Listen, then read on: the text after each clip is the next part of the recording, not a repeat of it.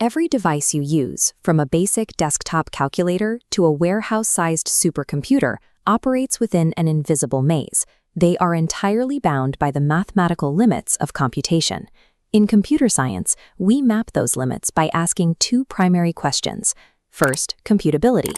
What specific problems can actually be solved? And second, complexity. How much time and memory are required to solve them? You cannot answer those questions by looking at consumer hardware specs. Clock speed, RAM capacity, and core counts describe current hardware performance, but they provide no insight into the absolute boundaries of computing itself. Physical processors constantly improve and change architecture. The mathematical limits of logic, however, remain unchanging. To evaluate those limits, we have to look past benchmark tests. We must construct a universal, abstract model of computation that applies to everything. This diagram represents our physical baseline.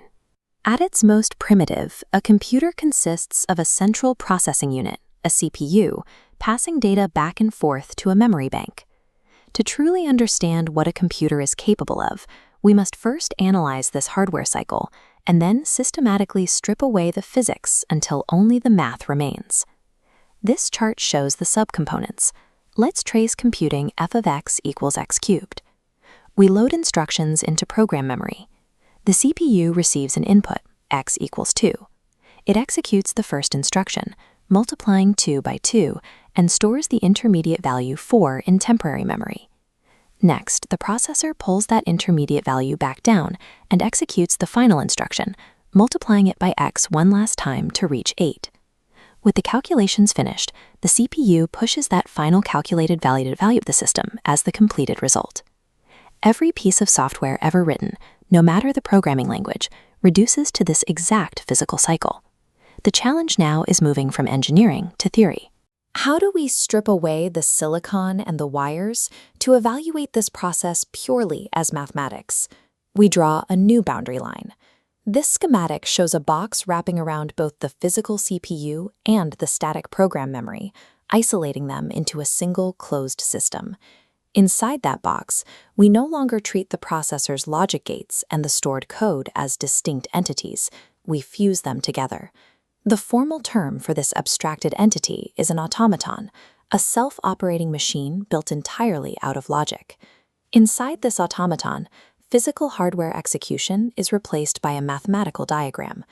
The circles represent distinct states the system can occupy, while the red arrows represent transitions, which are the logical rules for moving between those states. Moving from one state to another dictates the logic flow of the program. It happens instantaneously, divorced from physical constraints like time or electrical energy.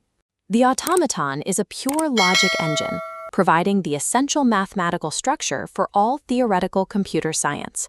This creates a structural question. If we abstract all CPUs and all code into identical state diagrams, how can one automaton mathematically be more powerful than another? The answer lies directly outside the automaton's boundary box, the temporary memory. With the physical processor abstracted into logic nodes, the only constraint left on the system is the storage and retrieval of intermediate data. This chart shows the strict mathematical rule governing computational power. Automata are distinguished and formally categorized solely by the structural properties of their temporary memory. We measure this by memory flexibility, evaluating how restricted the system is when it attempts to access past information it has already processed. As this diagram shows, there is a direct correlation. Increased flexibility in memory architecture allows for the solution of more complex problems. In theory, memory acts as a hard logical constraint.